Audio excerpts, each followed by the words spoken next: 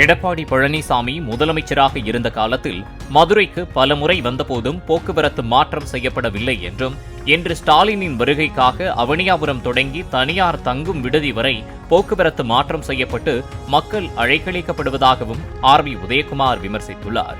அவர் வெளியிட்டுள்ள வீடியோவில் 65 முறை மதுரைக்கு வருகை தந்த எடப்பாடி பழனிசாமி மக்களோடு மக்களாகத்தான் கடந்து சென்றார் என்று தெரிவித்துள்ளார். ஏதேனும் ஒரு இந்த மக்களுக்கு மகிழ்ச்சி தரக்கூடிய, வளர்ச்சி தரக்கூடிய திட்டங்களை அறிவிக்கிறேன் என்று சொல்லி அவரை வரவேற்றாலும் கூட பரவாயில்லை. கட்சி கூட்டத்திலே பங்கேற்பதற்கு அதற்காக மதுரை மக்கள் படுகிற வேதனை நிச்சயமாக இந்த போக்குவரத்து மாற்றம் ஆட்சி மாற்றத்திற்கு அடித்தளமாக அமையும் என்பதுதான் மதுரை மக்களுடைய தீர்ப்பு.